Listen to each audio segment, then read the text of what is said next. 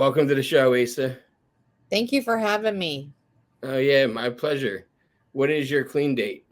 My sobriety date is 6/21/2018. Okay, so you got what, a little over 6 years? Yeah, a little over six. Congrats. What was going on June 17th of 2018? um, so I got locked up May 16th, 2018. So I had found some substances in the unit in the jail, and we had been partaking in some partying and up for like a week. There was a girl that brought like over an ounce of methamphetamines inside the unit, and we stayed up for like a whole week, and that was crazy. I honestly, I think I was probably sleeping on that the day before, and when I woke up on the 18th, I was like, yeah, I'm not doing this anymore. I was miserable sitting in Charleston County Jail, couldn't sleep, counting like cinder blocks. you know, Yeah, coloring. Oh, we were like coloring and drawing for days. you were in jail with a yogi? Yeah, she was in there for improper use for a telephone, and she started telling me and teaching me about the chakras and like spirituality, and we were doing yoga on the rec yard twice a day. We were meditating like heavily most of the day, and then she introduced me to a book called The Wise Heart by Jack Kornfield and The Untethered Soul by Michael Singer. And so in all these like self-help books about habits and like all this stuff, and I discovered like that I was control like my thoughts and would potentially manifest, and I was controlling my reality with like the thoughts and emotions I was feeling. And so when I discovered that and I read that and learned that, like that was a game changer for me. It was pretty profound. I remember like being in there, and about 2 to 3 weeks after my last use in there, just having this experience where I slept for like 3 days straight and I wasn't coming off of anything. And I woke up one night, that third night, and my hands and my feet were like on fire. And I was like, what the heck is going on with me? Like, I thought something was wrong. And, yeah, I don't know. Like 2 days after that, my public defender came in and offered me like another opportunity to do drug court, which I had already been given an opportunity. I actually picked up, like 22 FTC frauds. I stole my sugar daddy's credit card, and he took his family to Disney World the same time I was using his card. And so the bank ended up pressing charges. So I had already caught got sentenced to drug court previous to that, and I absconded. Ended up picking up another distribution of fentanyl, manufacturer meth third, and the violation of drug court. And so when I got locked up that last time, I honestly thought I was going to prison for 11 years. Like I had no clue that I was going to have another opportunity to even try to change or what that would look like. So yeah, the 17th of June, I was high in jail, you know, Yeah. my life changed from then. So it was wild. So you were in jail for about a month using in jail. Because your sober date again is June 18th of 2018? Yes. June 21st, June 21st of 2018. 2018. Yeah. Because my clean date from opiates is April 25th, 2018. So I was in rehab while you were incarcerated. Well, I never had an opportunity to go to rehab. Like I went to jail. I think I was arrested probably 26, 27 times, and I just kept getting out and doing the exact same thing. I would have like some moments of like clarity where my conscience was clear from chemicals, but like I got out and I would go right back to the same shit. And my life, the way I lived, like I was savage with it. Like you would think that I was like invincible, right? The way I was living and like running up in stores, like wondering what they're doing with my shit, and stealing so much. And I lived in like abandoned houses for a little while. I stayed in hotels, and tent cities, like, you name it. Like the way I lived was just like, it was just wild. So you're from Charleston, South Carolina? I am. I'm from Charleston, South Carolina. I ended up getting sober in Charleston, South Carolina, which I hear is not very a common thing to, get sober where you partake in those things, right? Like some people Yeah. can't, get sober where they're from. No, you're right. Actually, and did you find me through other people in South Carolina? Because I swear you might be like the 10th person from Charleston, South Carolina that's been on my show, and I have never stepped foot in Charleston. So how we got connected was J.R. Weaver, with Recovery Revolution. And when you first got sober, right after I got sober. So him and I got sober around the same time. We were in drug court together. And so we, built that relationship and bond. And he's like one of my best friends, still to this day. We see each other multiple times a week. But he started Recovery Revolution while we were in jail and wrote that book, Addiction Manifesto. So he was in drug court when I was still in jail. He had gotten sentenced to drug court, and he sent some of his books in. So I had an opportunity to read his book in there. And then I got out, and the dude was in drug court with me. So that was cool. And when I got out, and that last time I was living in a hotel, I ended up having my dope boy pick me up because like I didn't have people in recovery. Like I didn't know anybody like that. Right. I say like that, like it's anyway. And so my dope boy picked me up. He like gave me a pack to sell, and he's like, hey, yeah, I'll put you up in this room. I'll get you a phone, get you some clothes. And so I remember JR was like, dude, you can't be selling drugs in drug court. Like you can't be living in a hotel. Like they're gonna sanction you. You're gonna go to prison, dude. And I was like, damn, like you're probably right. I can't keep doing this, And so he was like, we barely even knew each other. And he was like there, like advocating for me, like, hey, like, you can't do this. Like, you can't do that and like stay sober, Asa. And, so he helped guide my processes in the beginning and still does, right? Like, he's still one of those people. So he's a great guy, but he connected us on Facebook, and I think he did your show. And, I've been following you on Facebook all these years, and I see all my friends commenting on your posts. And I think one of my buddies, I was like, hey, how do you know him? He's like, I know him from you. You're his friend on here too. And I'm like, okay, cool. So yeah. JR is a good dude. He's been on my show, and I did Recovery Revolution a couple times too, where I don't think they do that show anymore. I haven't seen it. Maybe they're just taking off because I'm not consistent with my show either. I take some time off in between seasons just to kind of reboot, and because it gets sometimes overwhelming putting out so many episodes at one time and hearing all these stories. And, there's some really trying, hard stories to hear, as you can imagine. So I like to do them in bunches. Yeah, and I commend and respect you for doing that, right? Because like self-care is imperative, and like I've learned that through this process that we take on a lot. And I work in the recovery community. I'm the outreach coordinator, and I'm the training and education coordinator for Oxford House, which is sober group living, and they're all over the nation. Yeah. And we've expanded here in the Low Country. I think I've opened I don't even know, 28 houses in the last 3 years. And so just meeting people where they're at, A, B, hearing all the stories that come with each resident coming in. And then just being that vessel and being present for these individuals that are newly coming in, and that newcomer energy. I'm just saying that it can be heavy, Yeah. There's a lot of things that they don't know how to deal with. And so yeah, dude, I respect it, man. Like take your time, because it's imperative. I'm definitely taking some time off again once I finish out September. I'm going to put out an episode every day in September for Recovery Month. Yeah. And then I'm going to take some time to work on my steps, do my step work, and take some time doing that. Right I'm not sure if you do a program. I'm in NA. Yeah, I do. Yeah. What's that? I do. Yep. So you're familiar with how thick that book is, the workbook. So how much work they take. Yeah. So I'm going to be putting in work doing that. I'm going back to school to be a certified recovery coach. coordinate whatever that is, that certification, so that I can work. Certified peer support specialist. Yeah. Yes, thank you. Yep. Yep. Yes.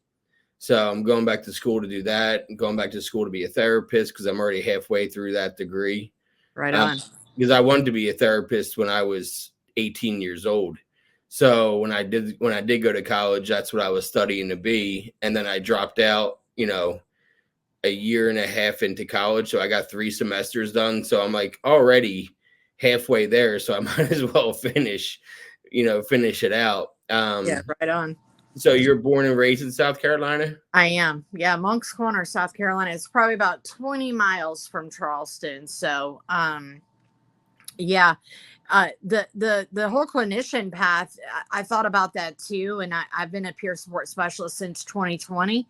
And I now work for an organization. It's a recovery community organization. I work for 2 recovery companies, but Favor Low Country, which is Faces and Voices of Recovery.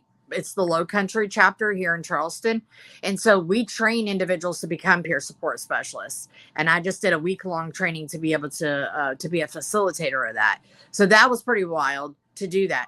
But I'm going to share with you that in my experiences, I worked in a 301, which is like a state agency here. Yeah. Okay.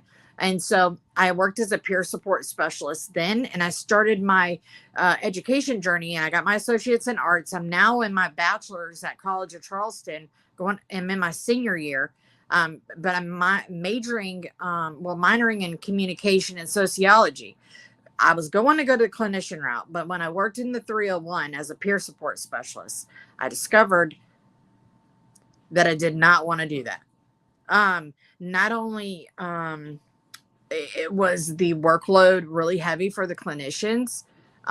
They dealt with a lot of, I don't know how to say it. They dealt with trauma. Well, that of course, but the workload got to be so heavy for some of them that they felt like they were doing a disservice to them because they weren't able to spend as much time as the individual may have needed. Some need more than others. And then the documentation that comes with that, I would literally spend 5 to 6 hours on Thursday and Friday in front of the computer documenting all the things and all the clients and groups and all the things that I was doing. And so I'm grateful for that experience. I did that for about 2 years until I went over to the recovery community organization, where I'm a people person and I like to work with people like on the outside. And I still have a little documentation to do, and I actually have a lot more stuff to do with this new role, but I'm able to spend as much time as I want with the individuals that I work with. And I'm grateful for that because sometimes some people need more than others, and not being told like you have an hour blocked off with this client and that's all you have. Or do you see what I'm saying? No, I know exactly what you're saying, because some people, they're going to just kind of write you off, and it'll be 10 minutes you want to spend with them because they don't want to spend any time with you. And then you're going to talk to the people who are in recovery that want to be in recovery and are completely lost and they need a little extra care. Exactly. And so individuals that come through the 301 that I was at were mostly court order, probation, DSS, people that had to be there. They didn't want to be there. So the workload was a lot heavier. Whereas now working out in the community, like you said, these individuals that's what they're seeking. So it's a little bit easier, not as heavy. Yeah. So I was leaning into like human services and social work. And then I was like, skirt, like, okay, I'm going to go this other direction. And it's been good so far, but that's awesome that you're seeking, that path for your future and employment. So, yep, I was on the fence about it, but I think it's time to finish it out anyway. I'm 38. It's time to finish that out. So you grew up in the Charleston area. Where did you discover first, drugs or alcohol? Alcohol. How old were you? 8. 8? Yeah. I was 11, so there's only been a few before me. It was like alcohol, and then it was weed. It was like 9. and I'm an empath, and I think you are too, and so I feel off of people's emotions and energies, and so at a young being a young kid, like my mom was like 14 or 15 when she had me, and my dad was like 18, so they were really young, and they both battled with substances, and they were young and they partied a lot, and so I was around that atmosphere and that environment at a young age, and I remember taking on a lot of that stuff, that energy. And when I found alcohol, like I totally like it numbed me. I didn't have to feel anything. Right. And so um, then I got introduced to the marijuana and I was just like, oh, okay, I have arrived. Like, this is great. Yeah, you Um, had that moment, that yeah, aha moment, that like, moment. "Ooh, this is." Yeah. Yeah. And I can't imagine being 14, 15, having a kid, and were they living on their own or were you living with grandparents? They were living on their own. Oh, shit. Yeah. They got married when she got pregnant, which that relationship was so toxic. I mean, Yeah. my dad was physically abusive, emotionally abusive, very possessive. I Uh, was gonna say possessive was my guess. yeah, very jealous. And she ended up leaving him probably when I was 3 or 4, and I don't remember all of that. But she married my stepdad. He's still my stepdad. But it was my dad's. They were all friends. They all went to high school together. I don't want to put all their business out there like that, No. and he indulged in the same types of things. They partied together. They were like high school friends. Yeah, because that's what you did in high school was you partied. Yeah, and I guess quaaludes were a thing then. Reds, they talk about them. She's It's the told. one thing I've always talked about that I had a reservation for is Quaaludes, because I was never old enough to be able to touch Quaaludes because I was born in '86. And by the time I started being introduced to stuff, it was like 99, and Quaaludes didn't exist anymore by that time. No, I was born in '80, so you know what I mean. Like that was the thing then, and no, I didn't ever have the opportunity. I wasn't a downer girl though. That ironically, like I was definitely addicted to heroin for 18 years of my life, which is crazy. But heroin didn't have the same effects that it had on other people. It made me balls to the wall. Like I was nonstop. I mean, you would think I was on meth the way I acted, unless That's I. how I was on pills. I didn't like. I would only nod out if I took Xanax, but when I took 30, the Roxy 30s, the little blue guys, Yeah, I was like wide awake. I was cleaning. I could do anything. Like people always say to me, because I drove for the last 2 years of my addiction, I drove 2 hours each way to get my pills. And people were like, "How are you driving under the influence like that?" I'm like, "Because it woke me up." Like, you know what it like I would be driving there in pain, withdrawing, throwing up into a bag, you know what I mean? Like miss while the. I drove those 2 hours to get my pills. And as soon as I got them, I would do like four at one time and then be good to go to drive back home again. Yeah, balls to the wall. Yeah, I don't miss those days. Oh man. So when do you jump and graduate from marijuana? Because marijuana, you had your aha moment at 9, which is really young. I was 13 when I first smoked weed or smoked a cigarette or anything like that. Like that's 13 is when I started really rebelling. Yeah. 11, I was sneaking liquor from the basement and making Jack and Coke, or not Jack and Coke, Captain and Cokes. Yeah. And watching the outsiders, thinking I was cool, just like drinking like they were. But when I was 12, a friend of mine what passed away suddenly. He was hit by a car, and I said to my other friend, like, "Hey, if we drink, we're gonna feel better." So that's me drinking as an alcoholic at 12. And by 13, I'm introduced to cigarettes, black and milds, weed, and I learned how to inhale with a black and mild when I was 13, and that shit tore up my throat. Um, Eh. So my parents were, like I said, they were so young. I think the first time I got caught smoking, I was 8. around the same time. Well, I say I started drinking at 8. Like, I drank before that. My parents, I would pick up my parents like beers, like laying around, you know. I think I started stealing their liquor like probably around 8. And then at 12, like I drank a shot a minute for 23 minutes of Jim Beam, and I like threw up for 3 days. I had alcohol poisoning. I don't think I really graduated from like at 10, my mom was buying me a pack of cigarettes because I was stealing their cigarettes so much. She's like, if you're going to smoke, you're going to smoke in this house. You're not going to smoke out on the corner, you know. Which probably wasn't the best, best thing for her to do at that age. But I mean, like, I was gonna smoke, like, you know what I mean. So she's Yeah. like, smoke here. She knew I was smoking weed young too, and they smoked weed too. So you know, it was like, I don't think I smoked a joint with my mom that young, but probably around 14 or so, I was smoking weed, and I was doing coke at 14 too, eating mushrooms at 14. I remember my like freshman and sophomore year, we would go to high school football games and trip on shrooms and be so wasted. And everybody that would eat the shrooms together, every time we looked at each other, we would laugh. And if we looked away from Yeah. each other, cry. It was wild. And that was like every Friday night thing, you know? Yeah. So it was probably 10th grade or so for the cocaine. Was the Jim Beam, were you doing Power Hour?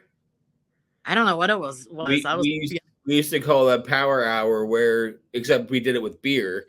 You'd pour a shot of beer into a shot glass for every minute of an hour. minute. I tried to do an hour. It lasted 23 minutes. And I think it was my 12th birthday or my 13th birthday. I can't even, it's been so long ago. Like, I don't even remember exactly the birthday. I just know that I was so drunk that I was with my older cousin. She was 5 years older than me, and my mom pretty much raised her. And it was her with her and her boyfriend. And like, they were like so afraid to call my mom and tell my mom, like, they thought I was going to die. I literally was like on the floor in the bathroom for days. Well, yeah, you play that game with beer, not liquor. Oh, bad, you know? You drank more than a fifth of liquor is 17 shots. So you drank more than a fifth in 23 minutes. That's So I'm not sure if you identify as an alcoholic, but you definitely should.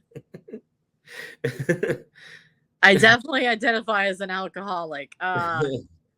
It's taken me a while to realize that, because like I felt like my issue was not alcohol, it was always drugs, like, right? Because I could stop drinking, right? Yeah, to do drugs. It was never like, it wasn't like I don't know. I always feel like my problem wasn't with alcohol. It was definitely with substances. Cause I guess I graduated to alcohol so young, like it wasn't a problem because I didn't drink. All I did was the drugs. Once I found the drugs, it was like, I never again. I feel the same way about alcohol, except where I drank alcohol alcoholically until I was 22. And then I became done with alcohol once I discovered opiates. Yeah. And once I discovered opiates, I'm like, oh, this is what I've been looking for this whole time. Yeah. This is what, yeah.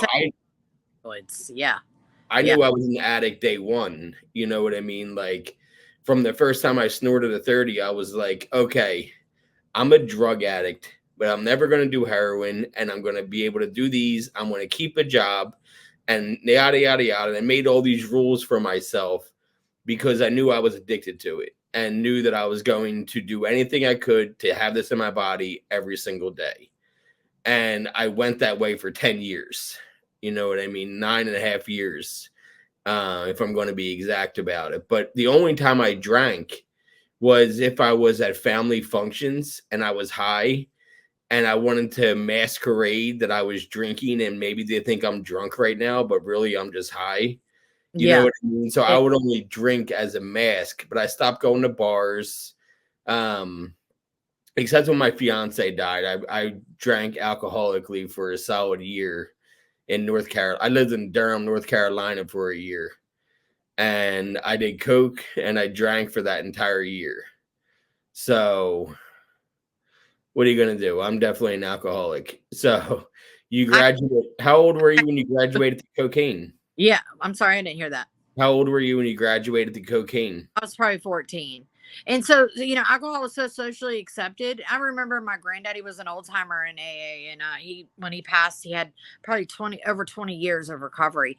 And I remember him telling me, like, you're allergic to alcohol, you better not drink. And I had no clue what he was talking about at that young age, but I took that as, all right, so I'll just do drugs, So it's like, hey, probably around 14 was the cocaine. And it was just like dabbling on the weekends, like, and then, yeah, it was opiates too. So like, my mom took pain pills too. So I would just steal her, go in her purse and like steal her pills. I remember her giving me one for a toothache one time. And I was like, whoa, this is pretty fucking amazing. Those opiates. And I mean, from then on, like I would just go take her pills and she would know, like she would confront me and I would just be like, deny, and then I ended up connecting with the woman she was getting them from and ended up hooking with that lady's son. And so then I had the pill connect. And so I just want to, started getting my own pills. And then I would go to like every friend of mine's, like in school, like, my best friend's parents or anybody's house that I went into, like go in their bathroom cabinet, like look and see what they had. I use that pill identifier to find out like what Yep. you know what I mean? And I mean, everywhere I went, it was like that. It didn't matter where I went either. I would find a way to get into the bathroom or in the medicine cabinet in the kitchen or whatever that looked like. And I would just take people's scripts. That went on until I got sober. Like, that's crazy. Like, reflecting on that now, like I always did that. Once I started taking opiates, I was like, I'd go in people's shit and be like, hey, yeah, let me just, yes, we're going to so and so's. I've never been in their cabinet, like, yeah, let's go. And see what they have. Be my first train of thought would be like, I wonder what kind of pills they got, Yeah, I used to do the same thing. I worked in pest control for a little while, for maybe like 6-8 months, something like that. And we would have to go in people's houses for bed bugs or mice, or pest control, or termites. And I would always find an excuse to go into their bathroom, or if we were treating for bed bugs, we would have to be in their bedrooms too. Oh, And sure. I always was taking a look, always. Yeah. And I was getting high all day long doing that job. You know what I mean? I was doing side jobs for that. While I was supposed to be doing work for them, I would take cash on hand and not charge them for the day and do the job for half the price for cash and take that cash and meet up with my dude while I worked. Even though I was nowhere in the area of him, I would just drive to him and then say, oh, they got ahead of me. I couldn't finish my job today. Like, just stupid shit, man. Crazy shit that we did, we got away with too. Like, it's just wild. There's so many instances that I found myself and then I never had any confrontation or question about anything, Probably why I did it for so long, like I didn't get caught for a long time. How old were you when you first got caught? I think my first arrest was like at the age of 19 for simple possession of marijuana. My dad bonded me out. I didn't even stay 24 hours. And then it was many, many years after that, that I ended up, I didn't get arrested. I was able to kind of, I don't want to say like, yeah, I hate that when they say like,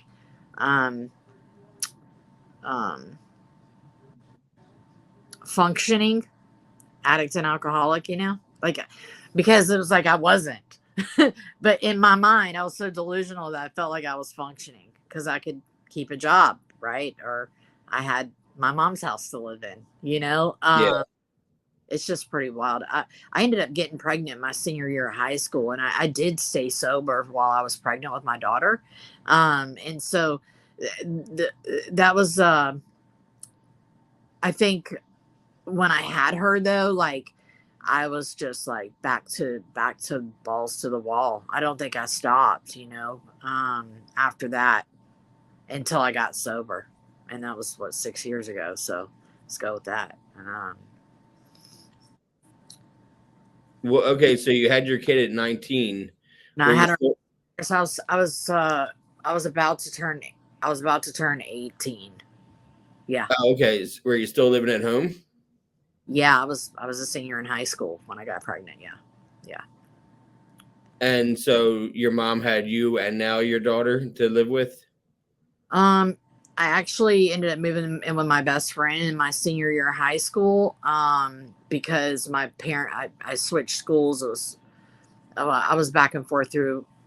My dad lived in Monk's Corner. My mom lived in Somerville, so it's two different jurisdictions. And so when I went from dad's back to mom's, mom and I could not get along because I was like, I was very rebellious and I didn't respect her because she was doing the same things I was doing and trying to tell me I couldn't do it. And so like I felt I just didn't respect anything that she said. And we were like head to head all the time. And so I went and lived with my best friend my last year of high school. And so when I had the baby, I was with them, her and her mom.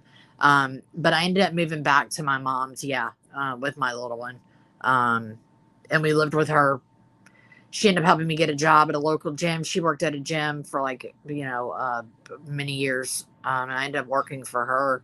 And so I was able to, but she just, there was some excuses made for me. Like I would be drunk or high or whatever. And she would just cover it up for so long, cause she knew that she was supporting me in her house. I had to have my rent to pay her for my room because she was charging me rent.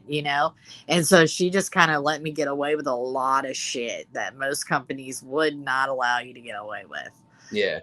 And so and that's why I say like functioning, that's the only way I functioned, but I wasn't really functioning. Yeah, I had a job, but I was showing up at a gym doing personal training and working as a nutritionist, working people out like hungover, high on opiates, cocaine some days. Like it varied from day to day, it was like, and I only worked 3 days a week. We worked 12-hour shifts. So like we would work our shift and she would just tell me, she's like, if you just stay sober your shift, like we'll get high tonight, and tomorrow we have all day off tomorrow. So you could just, it was just wild. The enabling was a real thing, you know? Yeah, it sounds like it. I mean, your mom basically was a friend to you at that point. Well, she was because we were so close in age, right? Yeah, that's what I And, mean. and I was her baby, for the longest time. I have two younger brothers. We're all 5 years apart.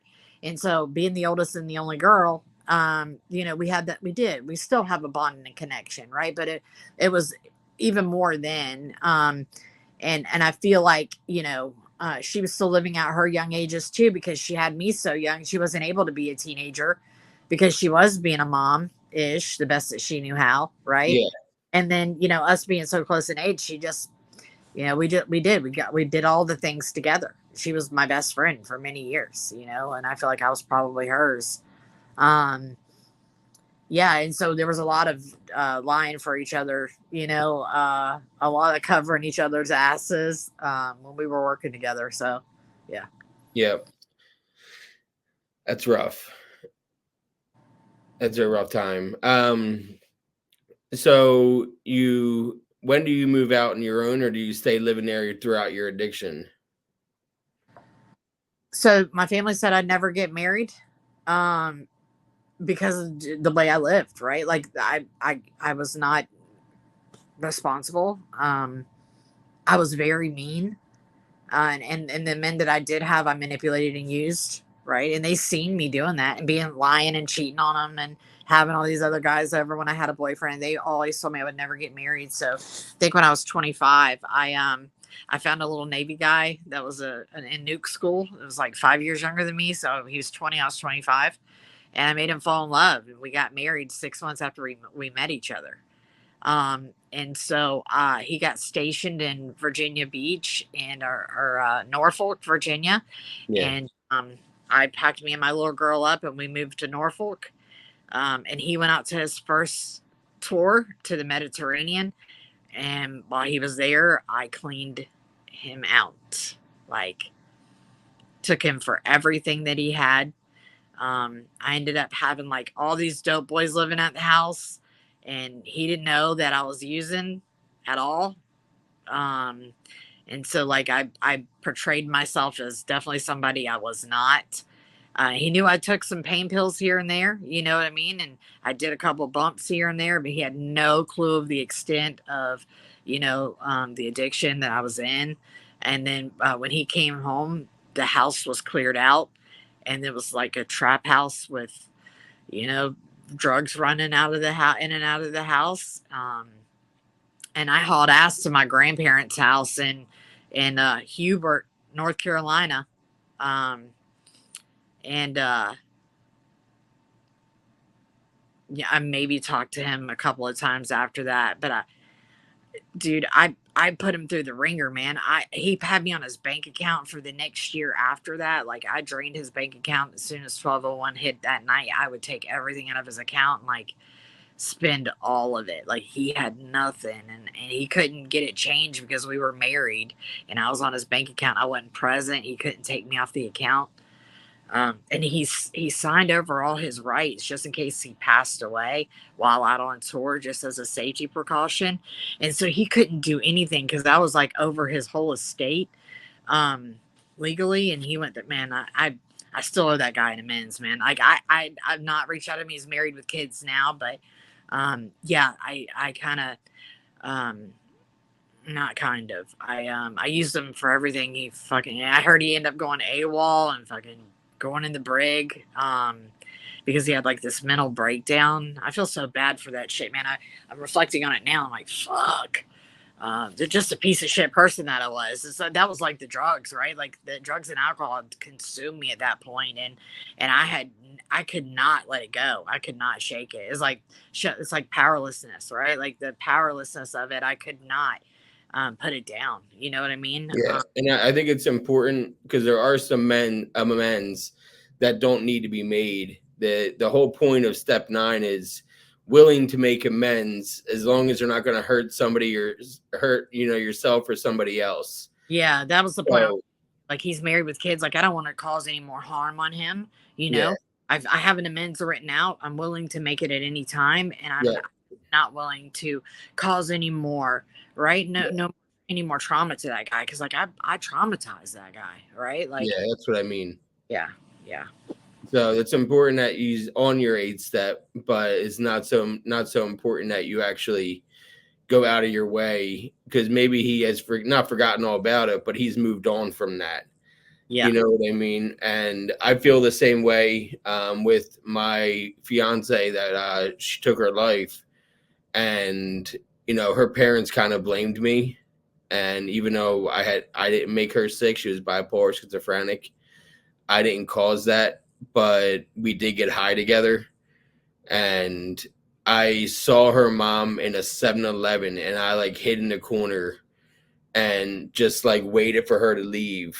Like, I was watching that little like mirror, how 7-Eleven has that mirror in the side. And I was just watching that, waiting for her to leave before I left again, because I didn't want to have to run into her, because I wasn't ready to make any amends at that point. Yeah. I think now that I've talked about it so often over the last 6 years that I'm in a good spot, but I'm not going to call them and do that. I'd rather do that in person if I see them again. Yeah. But I'm not going to call out of nowhere. It's been 9 years since she passed, and I'm not going to call up out of nowhere, even though I know their number. I'm sure it hasn't changed because it's been the same since we were kids. Yeah. Because my fiance and I were friends since we were in 7th, 6th grade. So you're talking 20 plus years of a friendship that turned into a relationship, turned into an being engaged. But when she passed away, I was in North Carolina, and I tailspinned into my addiction and just ramped up. It didn't like change me in a positive at all. It made me even worse. It was really hard on me, and it really fucked me up for a lot of years, because I didn't know how to process death. I was never good at that. My best friend died in a car accident in 2012. My dad passed away last June. Never processed that. What's really crazy is my dad passed away to the exact same day that my best friend passed away on, 11 years later. That's so wild. Now I mourn both of their deaths on the same day. And it's just, man, it takes a toll on you. So yeah. I can see. So you went back down to your grandparents in North Carolina. You left Virginia, go to North Carolina. Yeah, I did. Yeah. I actually, and I in the process, like I had found I was on opiates for all those years. And then when I went to Virginia, one of the dope boys, I was smoking a lot of crack too. One of the dope boys had heroin, and I was like, hey, let me try that. And he's like, you don't want this, like you do not want this. You're going to be sick if you don't have it, like all this stuff, like I'm not giving it to you. And when I came, I would come to Charleston from Virginia like twice a month, every time when he was out to sea until he came back. And when I went down came down one of the times, the guy that my pill connect, the lady that my mom, her pill connect, the ex-boyfriend's mom, she had a roommate that had some tar heroin and introduced me to it. And I was like, whoa. So when I tried heroin for the first time, I tried it intravenously, and and then I never looked back to pills after that. Right. Like it was I was You graduated. I had arrived. I felt like I had arrived. Yes. And so anyway, when I came down, when I went to North Carolina again, I would still come to South Carolina. I was getting all this money, so I would go from North Carolina to South Carolina back to get drugs, right? Going back and forth state to state, because I didn't know anybody in North Carolina. I didn't took all my grandma's pain pills she had stashed, right? So I mean, it was like, I couldn't, and plus, like, after you do the heroin, like it was my tolerance level was just sky high, right? And so I would have to eat like 1030s, and I didn't know how to shoot myself up, so I was like having to eat them, right? At that time. And so I remember going down one time, I had track marks all over me from trying to hit myself. And my best friend, who I lived with my senior year, who was my daughter's godmother, she's like, what's going on with you? Like, and she was a nurse, and I was like, nothing. She's like, why do you have all those marks on your hands? And I'm like, what do you mean? And I slammed my hand in the car door, like trying to make up some shit. She's like, you're using needles, aren't you? I was like, no, like trying to deny. And finally she got me to, admit it. And she went and told my parents immediately, my stepdad and my mom, and they tried to take me to the Palmetto Behavioral Health here in Charleston. I didn't have insurance at the time. Well, I did. I had TRICARE, but they didn't take it, which is military insurance. And they went, and I was like, I'm just not going to do it anymore. We're good. Like, I'm good. This was good. Like, and then I just disappeared again. Right. And she ended up taking my daughter for a little while, so I could get my shit together, inevitably, which never happened. Right. It didn't happen until years later. But that's just what I did. I kept going back and forth. Went to grandma's, finally moved back to Charleston, a couple of years after that. And just got involved with some pretty shady people, doing some really shady shit, stealing cars, breaking in houses. I remember one time we went out in the country, and this guy, he's like, we're going to steal this front end loader. If I could rode a front end loader from like St. Stephen, South Carolina to Moncks Corner, which is probably about 30 miles in the middle of the night, like crazy shit, high as a kite, like, fucking wild shit. But I never had stable housing pretty much after that. I ended up,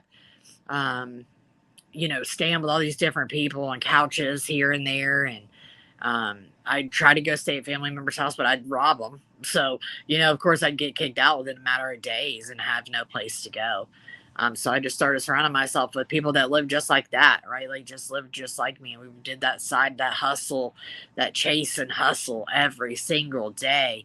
And every day looked different, like robbing Walmart and doing returns for gift cards, or fucking panhandling. I would panhandle. I would walk from like Goose Creek to Somerville, which is probably about 15 miles a day, and panhandle for gas and for a car that I didn't even own, right? Like carry a gas jug, like I broke down, ran out of gas. There's no car in sight, but I would have like a number in my head, like $300 or $400 a day, and I wouldn't stop panhandling until I got that amount. And then I would go and post up at some random spot, and did that for fucking ever, dude. I couldn't, and then things just got worse and worse. But I ended up meeting another dope boy, made him my boyfriend, And I like that you said made him my boyfriend. yeah, Like he didn't have a choice. yeah, he didn't have a choice. He didn't have a choice. Exactly. That's how my mind thought, right? Like I'm gonna, you know, I'm gonna scoop this one up. I'm gonna hold on to him. Because he had all the dope, right? Yeah. Um, and his family was like so welcoming to me, and I'll never forget that. Like, you know, like they knew I was like strung out. They could tell, you know, like, and um he was a welder, and he did shutdowns on paper mills whenever, and then he would sell drugs like when we weren't on jobs. And so he, like, half the year, that's seasonal work that he did, so like half the year we would be on the road and half the year he would just sell drugs. And so we did that for probably 3 or 4 years, and my daughter finally came back to us, back to me, um and lived with us for quite some time. And then, you know, some things happened with my dad, and there were allegations of sexual molestation. And DSS got involved in our life, and I was supposed to follow this safety plan and do parenting classes and drug classes and all this stuff. And I didn't do it. I just hauled ass and went back out of town and worked. And so my daughter went back to the godmother's house. Thank God for that family and them for taking care of my daughter, because I wasn't able to at all. And the only thing I cared about was fucking getting high. And you know that, like, I kept on that path. Like, I just didn't stop. And probably she was 11 then, when that happened. And when she turned 17, she ended up calling me and ran away from there and ran away from them. She was looking for me, and I hadn't talked to her since, you know, since I left her.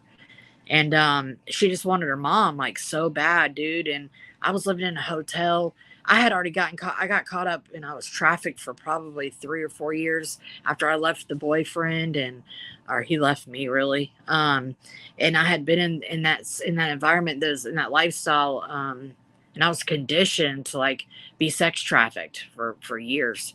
And then I finally got out of that, and I turned to prostitution, because, like, that's the only way that I knew how to live, and I had no value, and I had no confidence within myself. I had just been so beaten down at that point. And I remember being in the hotel and her calling me or reaching out to me, and all she wanted was her mom.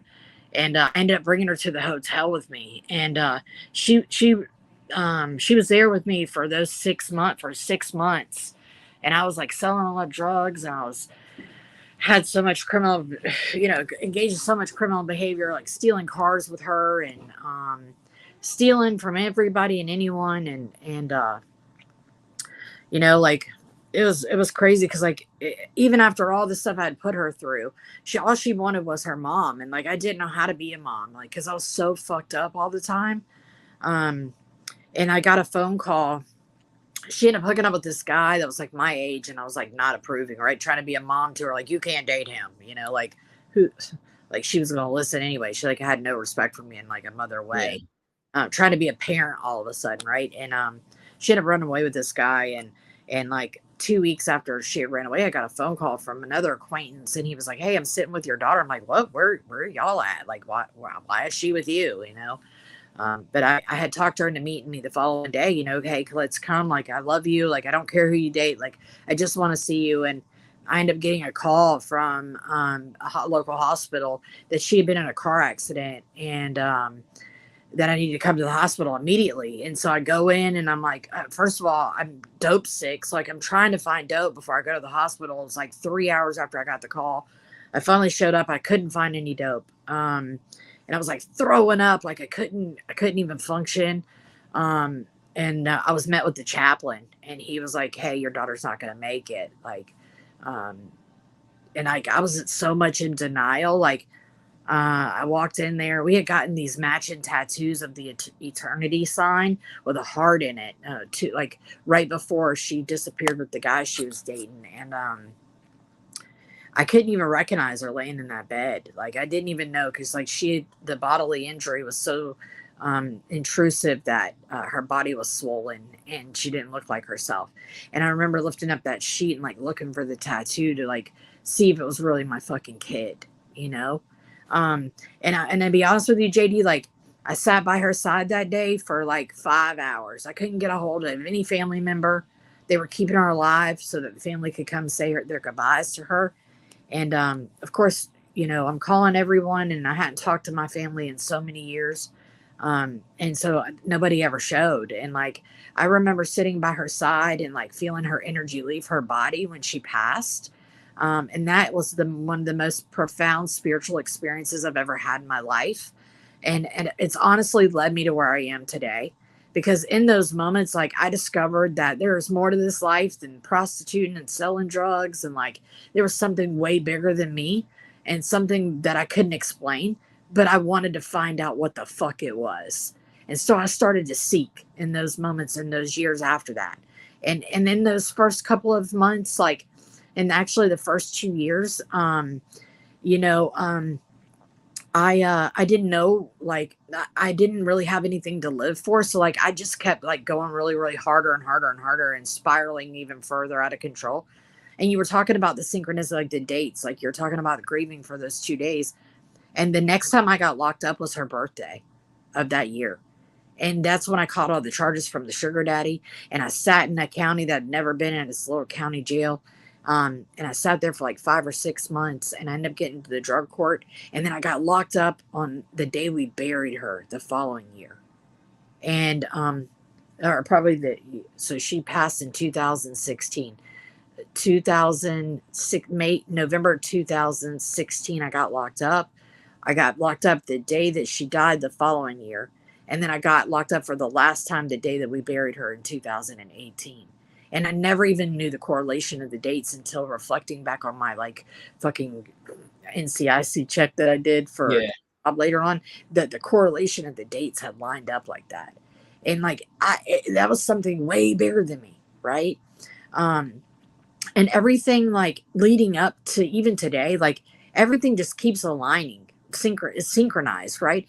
And so it was definitely something that, way greater than you or I, right? That kept aligning these things to happen. And I could talk about those things, and I call them God winks, right? Because that's what my life consists of today. Is these I call them God shots. God shots. There you go. And it's wild because when things resonate and they synchronize, like I get the spirit bumps all over my body, right? But yeah, so it's crazy about the grief, right? Because I never processed losing her until probably my second year of sobriety. And I don't do that. My beliefs on death are different. I believe that we're all put here to potentially ascend, right? To whatever, to pass this life, right? Spiritually. And I also believe like we're spirits in these meat suits. These are vessels, like, right? Like these aren't us. And I see death as a good thing. I don't see it as a negative thing anymore. Because of losing her. I mean, was what that taught me, right? Is like, it sucks for us to lose people. In the mundane and the human sense wants to, that selfish part of us, like, want them here, right? But potentially, that's what we're all here to do, is to potentially ascend to the heaven, right? And so just wanted to share that experience with you, because I know, like, grief, it's easy to read about grief, right? But like, when you're experiencing that, it comes in so many different emotions, and nobody can prepare you to deal with that, right? Yeah, nobody. I notice it more on like nowadays when if a celebrity dies, I'm used to picking up my phone, calling my dad, and say, "Did you hear about so and so?" You know what I mean? Like, I'm used to calling my dad, watching a TV show, and there's funny episodes on, calling my dad and being like, he's still number one for my speed dial. But now I've changed it to, I call my mom, and I call her to see how she's doing. And I probably call her once a day, maybe once every 2 days, depending on how busy I am with work and shit. Yeah. But I didn't talk to her for like 3 days, and I definitely should have, because one of my childhood best friends was diagnosed with leukemia last week. And I lived 3 hours away from where I grew up, and she found out before me. I found out on Facebook, and I texted her and I said, "Hey, I don't know if you know this, but blah, blah, blah was diagnosed with stage 4 leukemia." And then she called me. She's like, I'm so sorry. I found out last night. I was waiting for you to call me for me to tell you. I didn't want to wake you up last night and tell you the news. I'm really, and my mom felt terrible that she didn't tell me first. And we're really close now. We talk, like I said, almost every day. Before it was, tell mom I said this while I talked to my dad, and he'd be middleman in the conversation between me and my mom.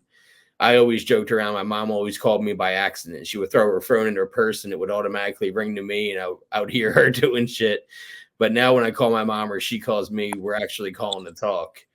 I have like a little shrine to my dad, his ashes, his watch, stuff from his office, all inside of my office now. I didn't process it right. I spun out, and I used cannabis in my recovery before, and I would use it as a medicine, and I wouldn't overindulge. And then that happened, and I started smoking all day, every day.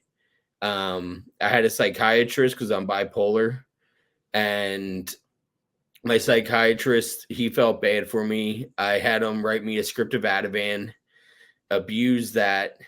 He knew I abused it, and then I manipulated him to give me Valium. Then I learned I could snort my Valium, so I started snorting my Valiums. And then finally, my wife was like, you're missing a lot of your pills. Like, call me out on it, because she's in recovery too, and called me out. And now it's been 5 months since I've touched a benzo or weed, because I quit both at the same time. Like, I haven't had opiates since 6 years, just like you. I haven't had a drink in 4.5 years.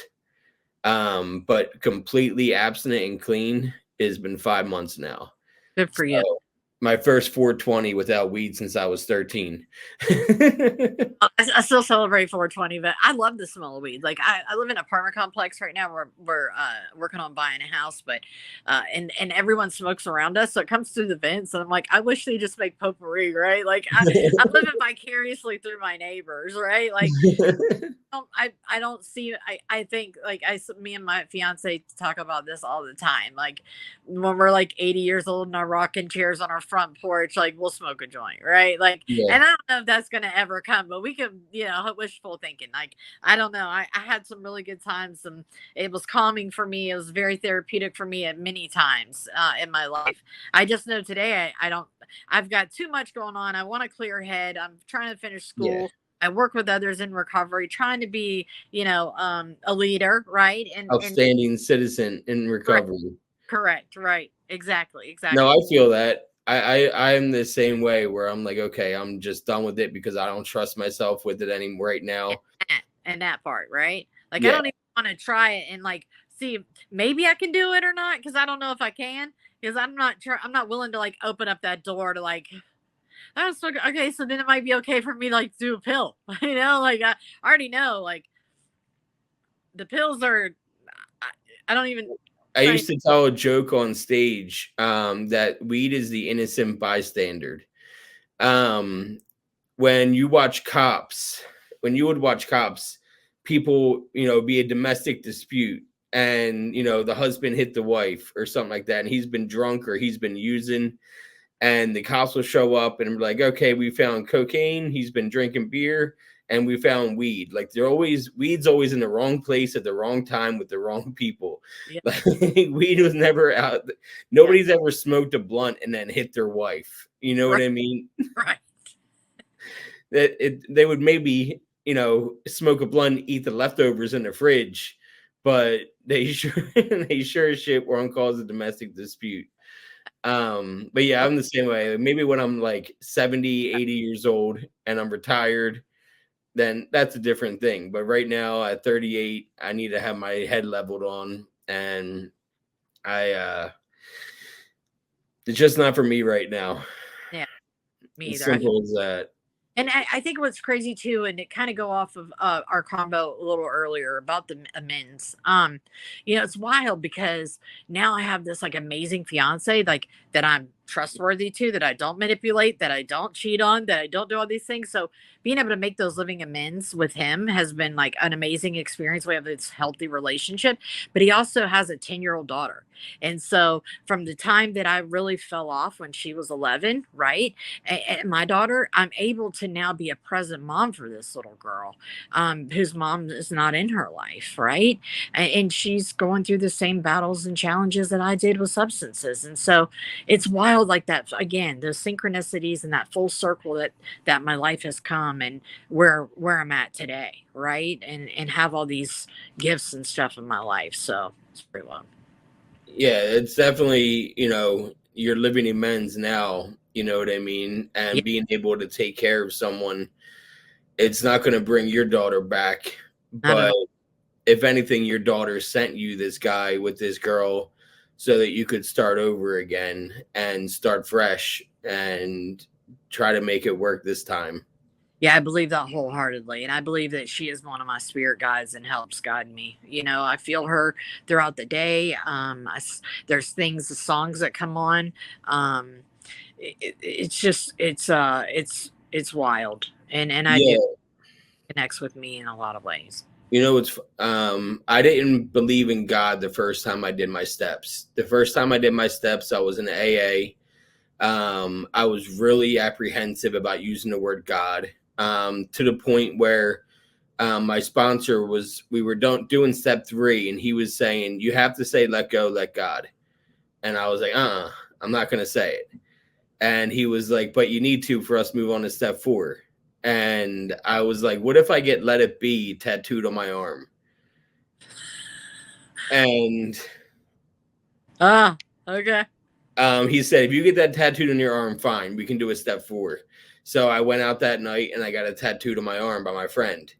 And so we moved on, and I called my higher power, Bill Murray, for a while. And when I got clean this time, 6 years later, I knew I had to do something different, but I still wasn't completely convinced. I grew up Catholic, you know what I mean? So it's not like God's never been part of my life.